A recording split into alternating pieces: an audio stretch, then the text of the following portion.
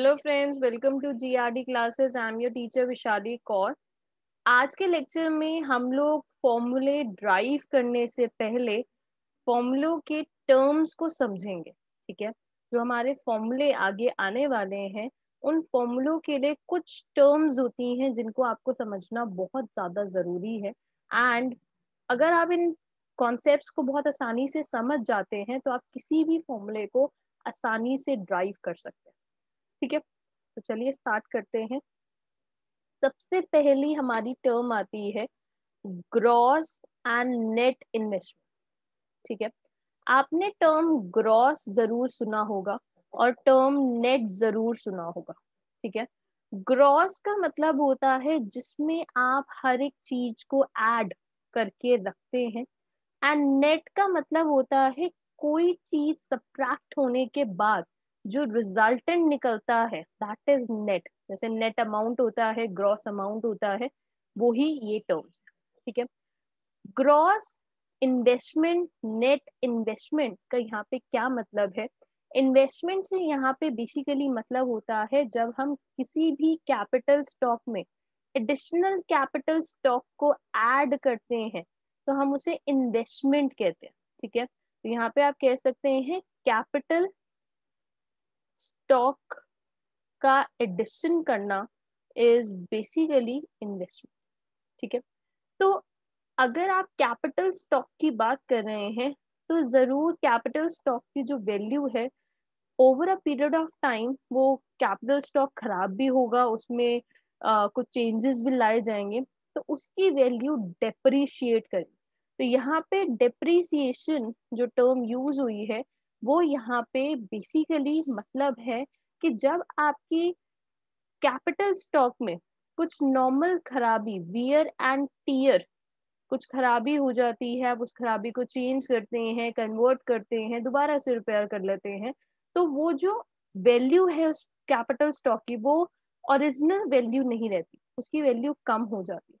ठीक है, तो उसको हम डेप्रिसिएशन कहते हैं। ठीक है, तो ग्रॉस एंड नेट इन्वेस्टमेंट में हमारा डेप्रिसिएशन का डिफरेंस आता है। ठीक है, तो यहाँ पे ध्यान देना कि अगर मैंने कहा ग्रॉस टर्म आपको चाहिए तो ग्रॉस में क्या होता है, चीजें एडेड होती है। तो ग्रॉस अगर आपको टर्म चाहिए और आपके पास नेट टर्म है तो आप डेप्रिसिएशन को ऐड कर देंगे। वेयर एज अगर आपको नेट टर्म चाहिए आप ग्रॉस टर्म में डेप्रिसिएशन को सब्ट्रैक्ट कर देंगे क्योंकि नेट में चीजें माइनस होती है। ठीक है, तो ग्रॉस एंड नेट इन्वेस्टमेंट में डिफरेंस डेप्रिसिएशन का आता है। डेप्रिसिएशन इज बेसिकली जो नॉर्मल खराबी आ जाती है, नॉर्मल रिपेयरिंग जब आप करते हैं तो कैपिटल स्टॉक की जो वैल्यू है वो सेम नहीं रहती, रिड्यूस हो जाती है। तो वो जो रिड्यूस वैल्यू है that is basically because of depreciation of amount. ठीक है, तो ग्रॉस अगर आपको टर्म चाहिए तो नेट में डेप्रिसिएशन ऐड कर देंगे, नेट टर्म चाहिए तो ग्रॉस में डेप्रिसिएशन माइनस कर देंगे। ठीक है, सिमिलरली यहाँ पे आपकी नेक्स्ट टर्म आती है that is factor cost and market price. ठीक है, factor cost and market price क्या होता है उसको समझते हैं। फैक्टर कॉस्ट का मतलब होता है फैक्ट्री की कॉस्ट और मार्केट प्राइस का मतलब होता है मार्केट का प्राइस।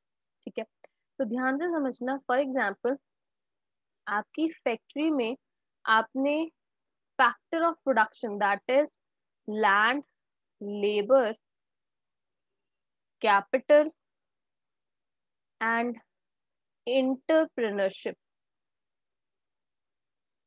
की हेल्प से एक गुड बनाया, फॉर एग्जाम्पल एक पेन बनाया। ठीक है, ये सारे मेहनत करते हैं, इनको जरूर उनकी मेहनत के लिए इनकम मिल रही है।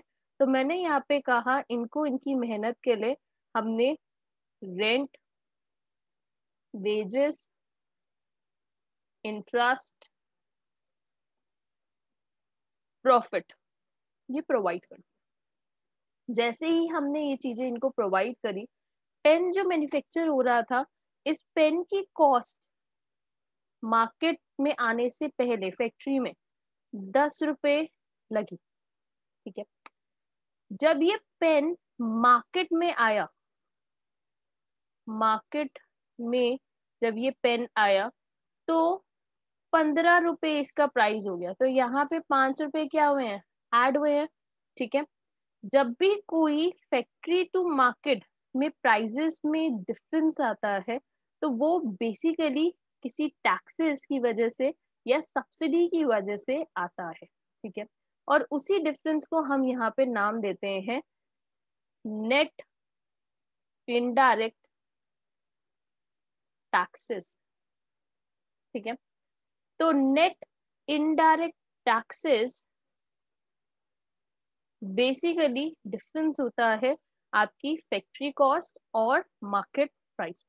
ठीक है, तो अगर मैं यहाँ पे लिखूं factor cost and market price में डिफरेंस आ रहा है आपका नेट इनडायरेक्ट टैक्सेस का, तो अगर आपको फैक्ट्री की कॉस्ट चाहिए होगी तो आप मार्केट के प्राइस में नेट इनडायरेक्ट टैक्सेस को माइनस कर देंगे, और अगर आपको मार्केट का प्राइस चाहिए होगा तो फैक्ट्री की कॉस्ट में नेट इनडायरेक्ट टैक्सेस को ऐड कर देंगे। ठीक है, दूसरी बात, नेट इनडायरेक्ट टैक्सेस का फॉर्मूला होता है इनडायरेक्ट टैक्सेस माइनस सब्सिडी। ठीक है, indirect taxes minus subsidy is the formula for net indirect taxes. ठीक है जी, बात समझ में आ गई, factor cost and market price. Next हमारी टर्म आ रही है नेशनल एंड डोमेस्टिक इनकम। ठीक है, तो नेशनल एंड डोमेस्टिक इनकम को समझने के लिए आप यहाँ पे समझो, फॉर एग्जाम्पल इंडिया है और यूएसए है। इंडिया ने अपनी कंट्री से यूएसए को कुछ गुड्स सेंड करे। ठीक है, उसके बदले में यूएसए ने इंडिया को इनकम प्रोवाइड करी। ठीक है, सिमिलरली यूएसए ने भी इंडिया को कुछ गुड्स प्रोवाइड करे और उसके बदले में इंडिया ने कुछ इनकम प्रोवाइड करी। ठीक है, अगर इंडिया अपनी ही कंट्री में सिर्फ प्रोडक्शन कर रही है और सेल कर रही है, इंडिया ने सिर्फ अपनी ही इकोनॉमी में प्रोडक्शन करके सेल करा, तो वो जो इनकम इंडिया को अर्न होती है उसे हम डोमेस्टिक इनकम कहते हैं। वो इनकम जो with in the domestic territory earn करी जाती है उसे हम डोमेस्टिक इनकम कहते हैं। ठीक है, बट जब इंडिया ने यूएसए के साथ कुछ ट्रांजैक्शन करी, कुछ खरीदा, कुछ बेचा, तो वो इनकम कुछ रिसीव हुई होगी, कुछ पेड हुई होगी। तो वो जो डिफरेंस है बाय रिसीव्ड माइनस पेड का, ये जो डिफरेंस होता है इसे हम net factor income from abroad का नाम देते हैं। ठीक है, net factor income from abroad का नाम देते हैं। ठीक है, जिसे आप शॉर्टली NFIA भी कहते हैं। ठीक है, तो नेशनल और डोमेस्टिक में जो डिफरेंस आता है वो आपका NFIA का ही आता है। ठीक है, नेशनल टर्म अगर आपको चाहिए होती है तो आप डोमेस्टिक टर्म में NFIA को ऐड कर देते हैं, और अगर डोमेस्टिक टर्म चाहिए होती है तो नेशनल टर्म में NFIA को माइनस कर देते हैं। ठीक है, NFIA इज बेसिकली 3 चीजें इसमें आती है, कंपनसेशन जो एम्प्लॉइज को मिलता है, रिटेन्ड अर्निंग्स होती हैं, और आपकी वो अमाउंट, वो इनकम जो बेसिकली आपके बाहर से अर्न होती है या बाहर पेड की जाती है। तो 3 यहाँ पे फैक्टर्स आपके इंक्लूड होते हैं NFIA में। तो NFIA में तो यहाँ पे compensation of employee, basically net compensation, net income from property and entrepreneurship, and net retained earning. तो ये तीन चीजें आपकी बेसिकली NFIA के कंपोनेंट्स में इंक्लूड करी जाती है, ठीक है। तो नेशनल और डोमेस्टिक में NFIA, factor cost market price NIT, and gross and net is depreciation. तो ये तीन बेसिक फॉर्मूले हैं। अगर ये तीन फॉर्मूले अगर आपको आ जाते हैं तो आप किसी भी फॉर्मूले को कैसे भी ड्राइव कर सकते हैं, ठीक है। आई होप कि आपको ये फॉर्मूला डेरिवेशन जो है वो अच्छी तरह समझ में आया होगा। एंड कोई भी डाउट होता है आप कमेंट बॉक्स में कमेंट कर सकते हैं। और साथ ही साथ अगर फिर भी आपको व्हाट्सएप पे बात करनी है तो व्हाट्सएप नंबर आपको प्रोवाइड कर दिया जाएगा, व्हाट्सएप नंबर पे कांटेक्ट कर सकते हैं। Thank you very much.